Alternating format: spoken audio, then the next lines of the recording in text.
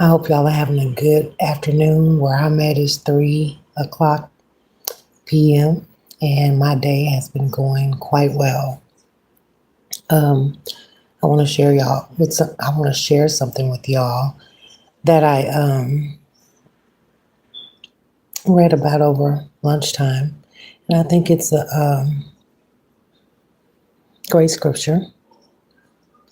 Revelations 22 and 13. Revelations 22 and 13. And then I want to speak about our union with Jesus. Okay. Our union with Jesus. And I'm coming from Revelations 22 and 13. How many of y'all know the Lord is able to weave things together in a profound way? As the Alpha and Omega, He can see it all, even the middle. And I feel like I'm in the middle a lot. Already started, but quite not finished yet. But thankfully, I can trust Him with it all. Thankfully. Now, I want to give y'all a few connectors the Lord has given to teach us that He's trustworthy in the middle, okay? Now, the books of the Bible connect with each other to prove God's point, right? And what's the first thing that He created? What was the first thing that God created? Right, light. God created light. Then, in the first chapter of John's Gospel, John the Baptist tells us the first I am statement about Jesus when he says that Jesus is the true light. Remember? So Genesis and John just connected to prove God's point.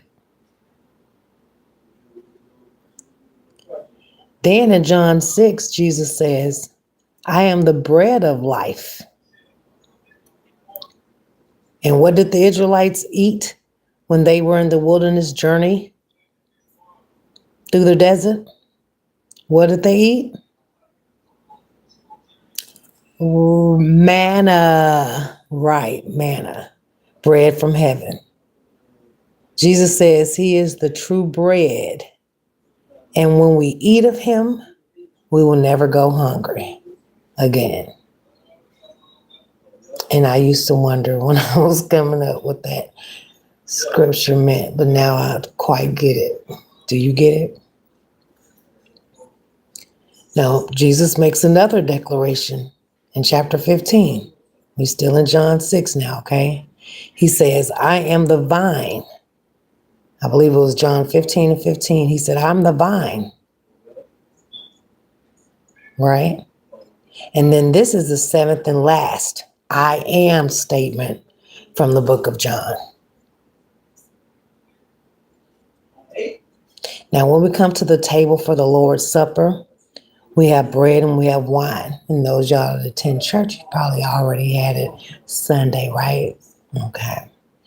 The fruit of the vine, from the first to the last statement, we declare who Jesus is. We know He is God, not a peasant. Jesus is the first and the last, and He's the Alpha and the Omega.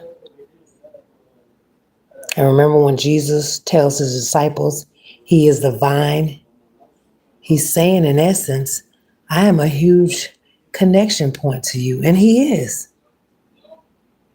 In the book of Isaiah, we learn that Israel is supposed to be the true vine that blossoms with His fruit, right?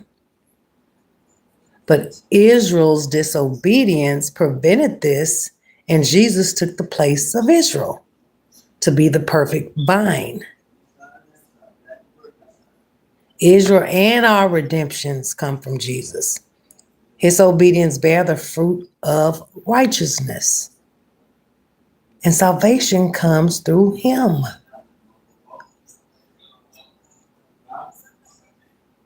See, when we declare in my world that Jesus is the true vine, it means he's the only way to heaven. He's not a vine. He is the vine. Okay? He and the Father are one. Now, God has woven the scriptures together in an incredible way. And he's in control of the beginning, the end, and even the middle. So, think about our union with Jesus.